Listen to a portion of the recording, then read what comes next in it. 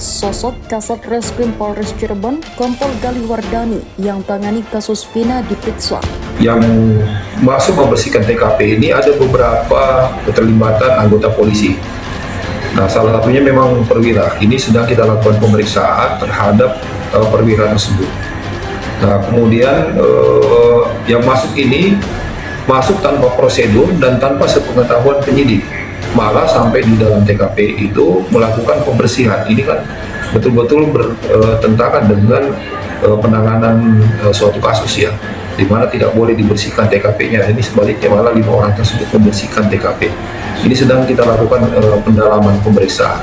Kan ada dugaan keterlibatan oknum.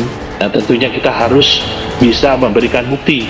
Dan saya dengar juga kalau ada yang menyampaikan dugaan keterlibatan oknum Polri, dari pihak Polri sendiri saya dengar mereka akan meminta keterangan daripada pihak yang menyampaikan dugaan itu supaya betul-betul jelas. Baik. Jangan sampai ada berita yang membuat masyarakat menjadi resah. Demikian. Saya sudah paparkan alat buktinya, tapi ketika diberikan alat buktinya bolak-balik rapat. Akhirnya barusan dibilang untuk sementara kami belum butuh. Sudah ada butuh atau apa? Anda penyidik Polri atau bukan? Saya bilang begitu. Penyidik Polri atau bukan? Kalau penyidik Polri terima bukti, udah ditulis di sini.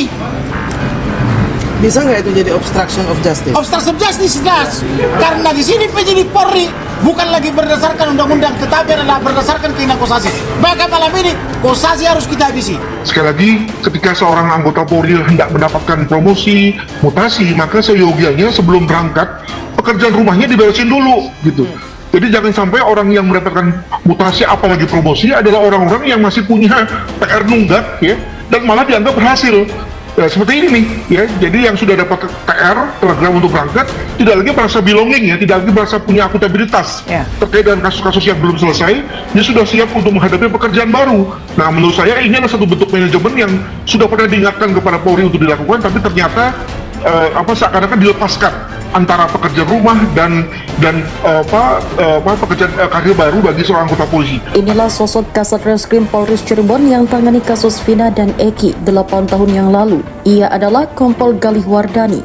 Kompol Galih Wardani merupakan Kasat Reskrim Polres Cirebon Kota pada tahun 2016. Kini dirinya terseret kasus Vina Cirebon dan Eki. Berdasarkan informasi, Kompol Galih Wardani diperiksa Propam Mabes Polri pada Kamis 6 Juni 2024 malam. Dikutip dari YouTube TV One News, Jumat 7 Juni 2024, pemeriksaan terhadap sejumlah penyidik yang menangani kasus Vina ini dilakukan oleh Propam Mabes Polri. Sejak Kamis, Propam Mabes Polri dan Polda Jabar menyambangi Mako Polres Cirebon Kota. Menurut jurnalis TV One di TKP, di Polres Cirebon itu juga terlihat ada Ibtu Rudiana, ayah kandung Eki. Diduga kuat Ibtu Rudiana menjadi salah satu pihak yang diperiksa.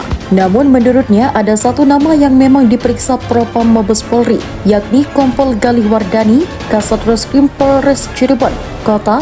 Namun menurutnya ada satu nama yang memang diperiksa Propam Mabes Polri, yakni Kombes Galih Wardani, Kasat Reskrim Polres Cirebon Kota tahun 2016. Namun terkait materi pemeriksaan, wartawan masih belum bisa mendapatkan keterangan resmi dari pihak kepolisian.